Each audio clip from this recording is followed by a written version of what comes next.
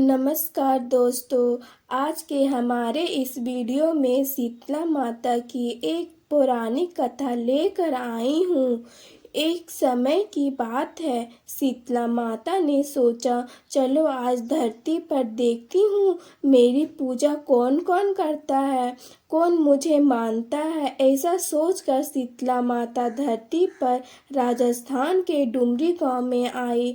माता शीतला गांव की गलियों में घूम रही थी, तभी एक घर के ऊपर से किसी ने चावल का उबलता हुआ पानी शीतला माता के ऊपर जा गिरा दिया और जिससे माता का शरीर में फफोले पड़ गए, जिससे शीतला माता का पूरा शरीर जलने लगा।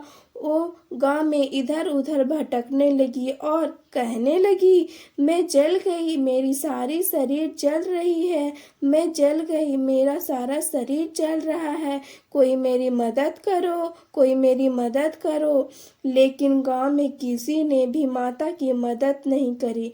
अपने घर के बाहर एक कुम्हारन बैठी थी। उसने देखा कि बुढ़िया माई बहुत जल गई है, उनके शरीर में फफोले पड़ गए हैं और वो अपने शरीर की तपन को सह नहीं पा रही है। तब वह कुम्हारन बोली, माँ तुम यहाँ आकर बैठ जाओ, मैं तुम्हारे शरीर पर ठंडा जल डालती हूँ।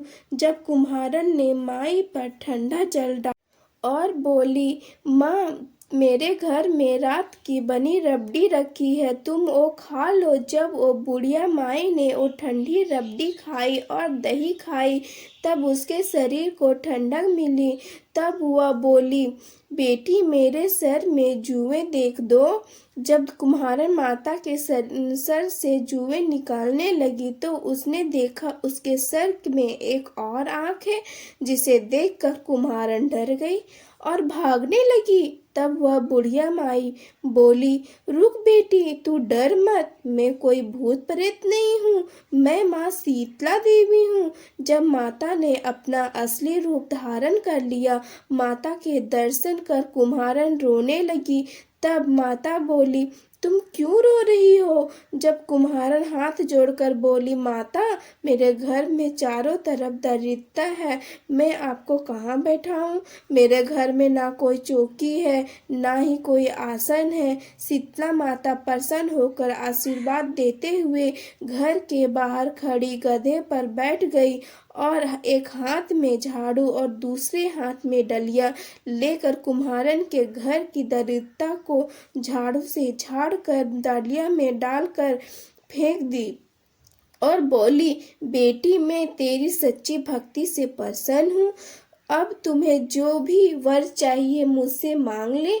तब कुम्हारन हाथ जोड़कर बोली, माता आप इस गांव में स्थित होकर रहिए। जिस प्रकार मेरे घर की दरिद्रता को दूर किए हैं, वैसे ही जो भी व्यक्ति फागुन मास की अष्टमी पर भक्ति भाव से आपकी पूजा करे, आपको ठंडा जल चढ़ाए और ठंडा भोजन का भोग लगाएगा, उसके घर की दरिद्रता को आप स्वयं दूर करें।